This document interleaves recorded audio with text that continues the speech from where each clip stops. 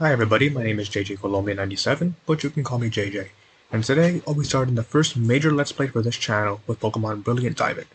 The Pokemon series as a whole has been one that's pretty much been one of my favorite games ever since I was a kid. And now, a lot of us go back to the games that were a big part of our lives with these remakes. So without further delay, let's get started. Now it is unfortunate that this footage you're seeing now has been pre-recorded, but this was intentional. I actually live streamed this over on my Twitch channel, which is the same name as this channel, JJ97. Over there, I'll be streaming this game as well as other games in the future. Now, the reason why I ended up having to pre-record this is because my mic didn't work at all during my stream, so the only audio was the in-game audio.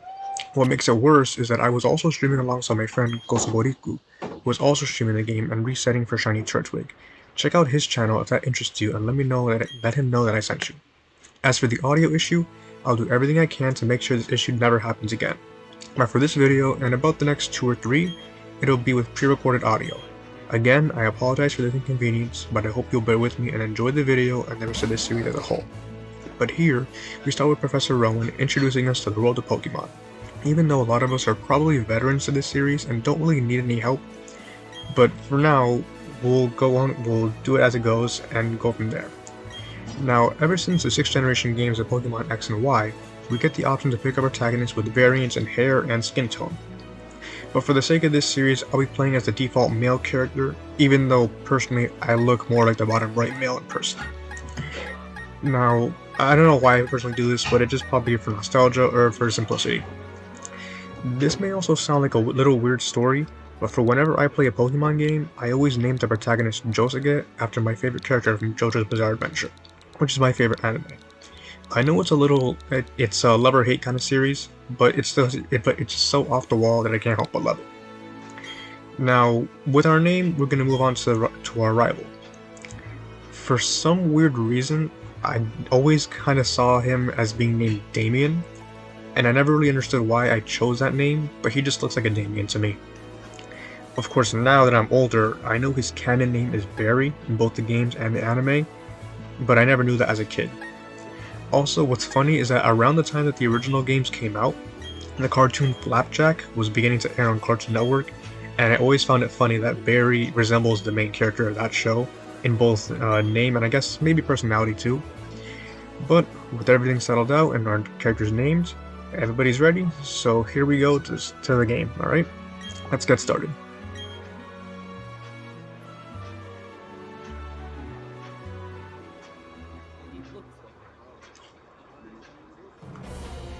Here we go, this little news story.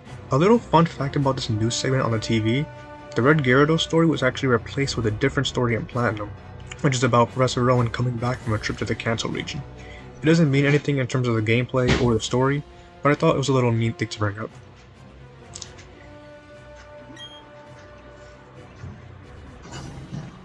Moving on to the appearance of the overworld itself, the chibi sprites look a little weird at first, but they're not really too bad once you get used to it. It took a little while for me to get used to them personally, but they're not really as bad as people make them out to be. Now here, I'm adjusting the settings here to make the general gameplay more tolerable, since nobody likes playing with a slower text speed. And I'm also changing the window type to add a little bit of variety with the text box, just to make things a little bit more unique. The other settings shown here are quality of life improvements. The autosave can be a little good or bad depending on who you ask. But if you ask me personally, the gyroscope setting has been cursed ever since the Ultra Wormhole in Ultra Sun and Moon, and I will not be playing with it in any way, shape, or form unless it's required by the game itself, but I doubt that'll actually happen. When it comes to the effects and the style, I personally leave them as is just because it's what I prefer, although I do know some people like playing on set because they want more of a challenge, or doing a challenge run like a Nuzlocke or some kind of variant of one. The music and sound effects are going to be on max volume just to make it easier for the audio to be heard, and it makes it easier for everybody else.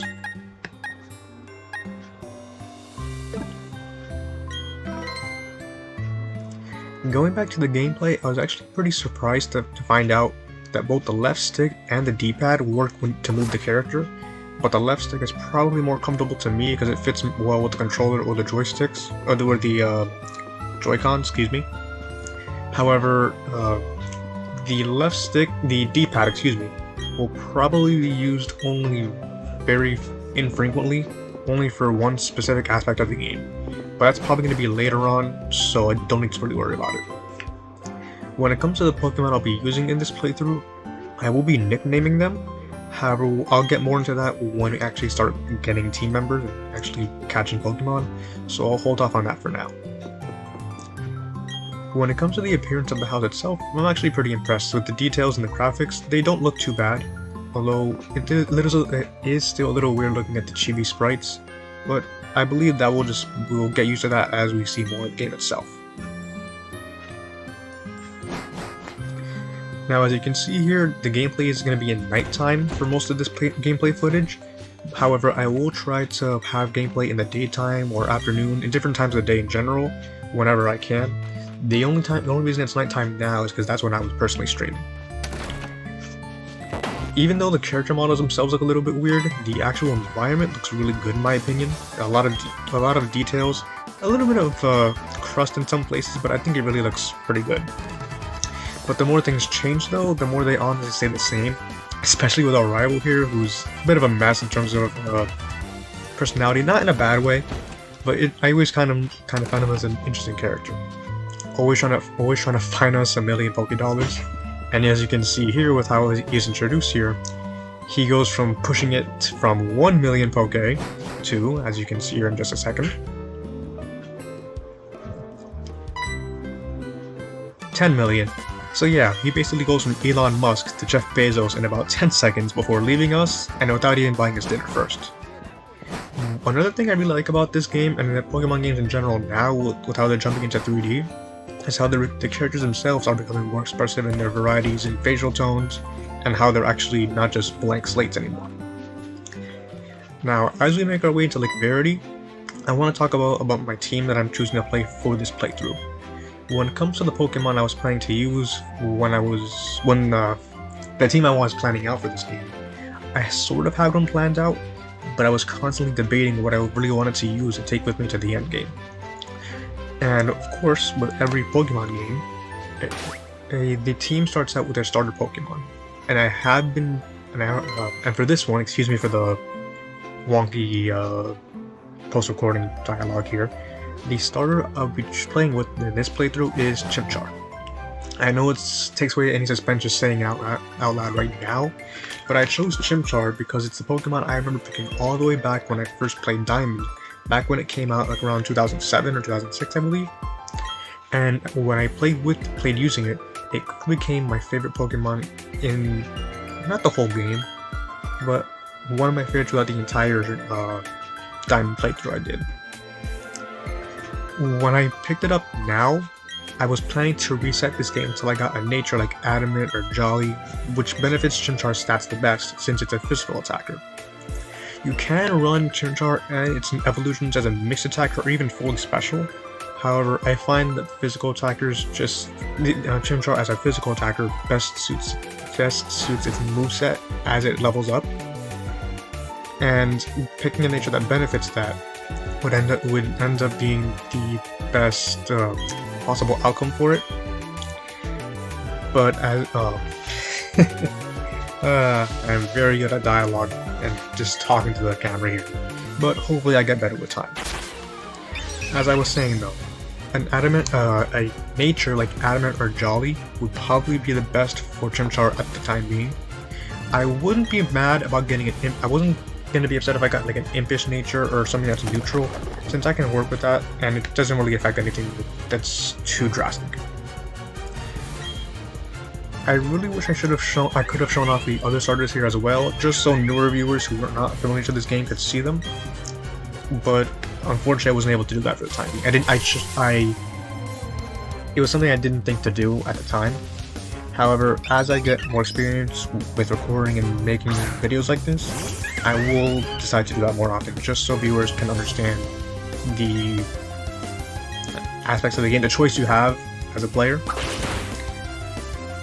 But I'll learn with time. Now, as you can see here with this battle with Chimchar vs Starly, because it's a forced battle, you have no other option but to fight.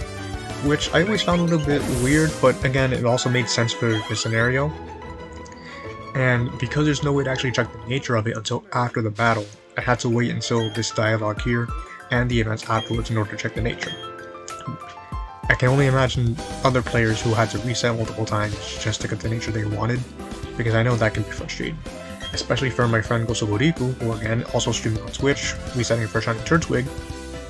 Maybe he might end up with a nature that might not be benefiting for what he's looking for, but knowing him personally, I don't think he'll really care too much. I just know he wants a shiny.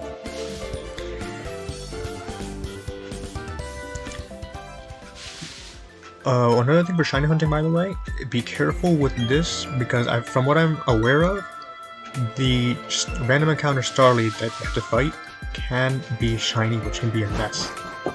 The only other time that I've seen that in the Pokemon series is the wild Poochyena you fight in the beginning of Ruby and Sapphire.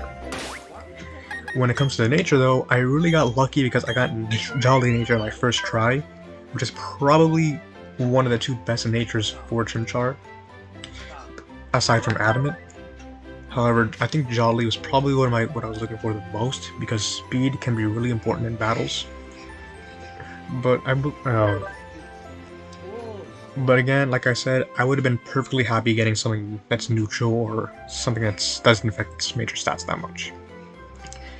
Now, since this is a Pokemon game, it can be pretty heavy dialogue-wise, especially in the early game, but I won't be reading it out loud since I don't really think there's a need to.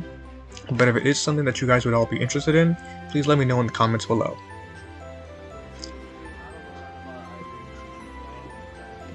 When I was recording this on Twitch, I did linger on this just because I was actually explaining to my friend Kosuburiku that I got Jolly first try, and he was actually pretty upset with me. Not seriously, but it's kind of always been my luck getting something I've always wanted in Pokemon, like shiny or nature, without too much, I wouldn't say effort. It's weird. It makes a lot more sense in context, which I'm unfortunately unable to show here. I do apologize again for the lack of for the lack of consistency with this. I will try to make sure that this is more live during the following videos in this series. However, like I said, this video and the next 2 or 3 will also be recorded, and my narration will be pre-recorded, so again, I apologize for that. However, as we see here, this is the ramifications for not really stealing the starter Pokemon, but having to use them in that situation. But after this, we'll be going back to our parents' house. But one interesting thing in Platinum, for those who actually played Platinum, is that you do not go to Lake Verity to get your starter.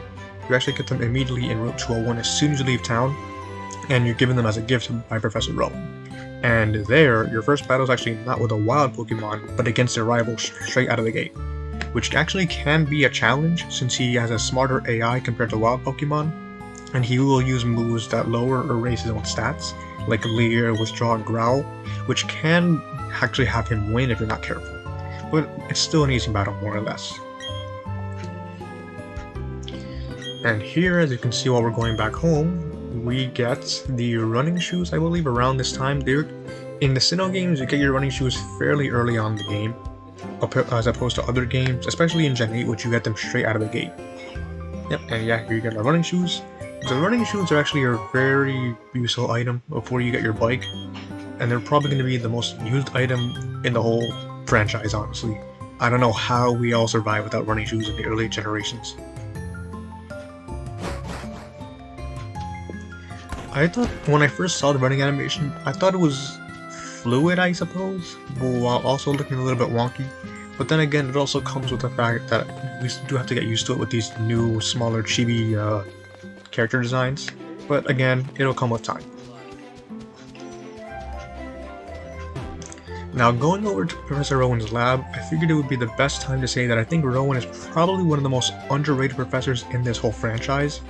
And the reason I say that is because Rowan himself is the kind of character who does not take any kind of nonsense and isn't afraid to throw hands, and you get to see that later on in the series. His general demeanor is just really stern, but as you see in Platinum, he is able to be a bit more calm and chill. It is also heavily hinted at that Rowan is actually a champion at some point in his life, which is actually pretty cool since the only other professors that have battling experience were Oak and Kukui.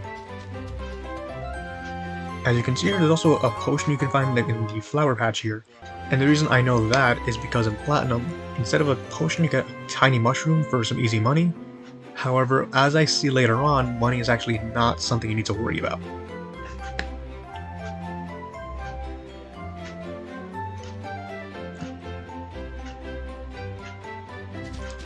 I do also apologize if there are any dropped frames in the recording here. My recording setup is not the best. I do record using a laptop, which isn't ideal, but unfortunately it's all I have for the time being until I manage to afford something a bit more powerful. And here we go with our first random encounter, which is a wild Bidoof. Bidoof as a Pokemon is actually very useful, especially in the older games. We will be getting into detail later on regarding moves, but I believe for now it's just some standard experience.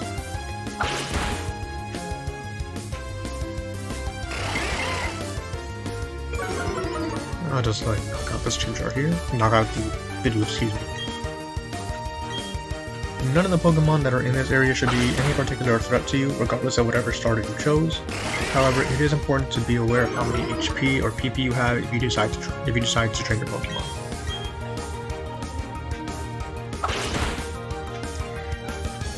An interesting quirk in the older games, I believe, at least, is that if you, for some reason, decide to do so, you can actually evolve your starter later on, evolve your starter in this route, and it actually be mentioned later on, very shortly actually. Now, as standard for the Pokemon series, you can talk to people and get some items, and I was actually surprised to see that instead of just one potion, the Mart Worker here actually gives us 10. Which is surprising because they're really spoiling us with items here, and we most likely won't even be using them or even need them in the future. However, I am not complaining here because it is always useful to have. Another random encounter here with Bidoof, and as I said, nothing here should really be a threat to you. It is also good to get some experience early on. The battles you're going to have coming up are also not particularly difficult either, but having more experience and leveling up early on is not a bad thing to do at all.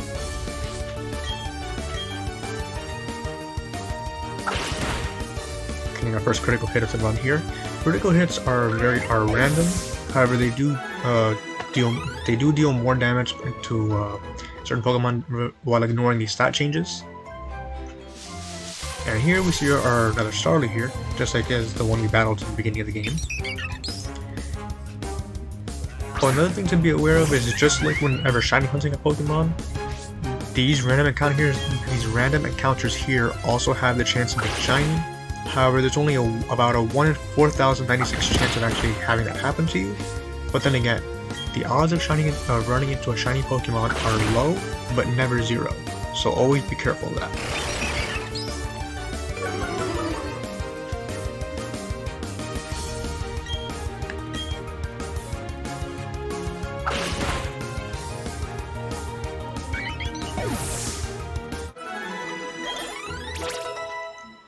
And as we reach level 6, we learn Ember, our first Fire-type move.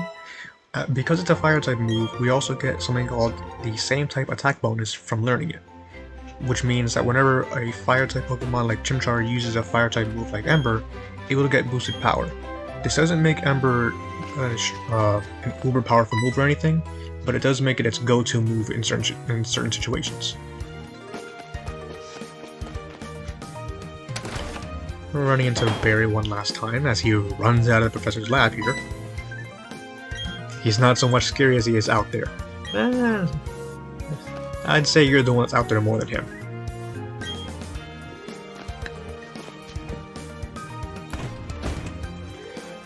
And here we are, finally meeting the professor for the second time, I guess, officially for the first time. Here, we'll take a look at our Pokemon. He evaluates if it's actually evolved, but it's very unlikely that you get to evolve it this early on in the game, especially with the random encounters here being so weak, so you don't get that much experience.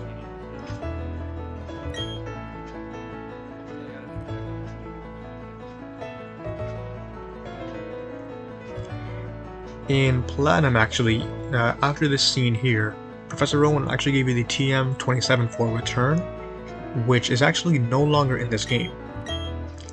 Now when it came time to nickname my Chimchar, I ended up going with the name I always pick for Chimchar, which is Asura from the video game Asura's Wrath. Maybe I'll play through that game for the channel one day. It's a really cool game that's basically like an anime, if anybody is into anime.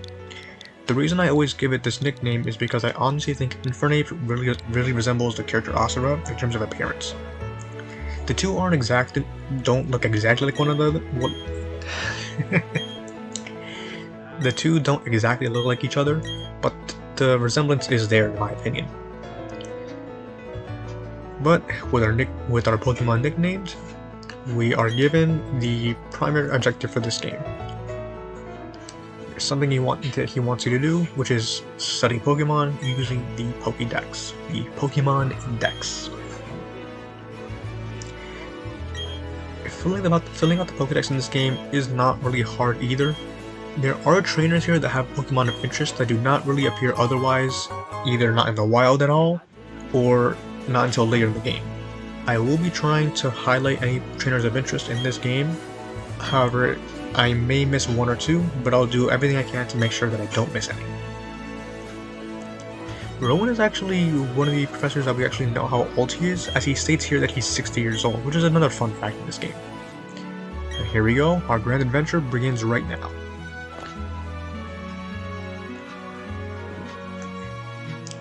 Would have chosen Turtwig if we chose Turtwig? Unlikely. The professor's assistant always picks a Pokemon that you do not pick. And with that, it seems like a good enough spot to end the episode off for now.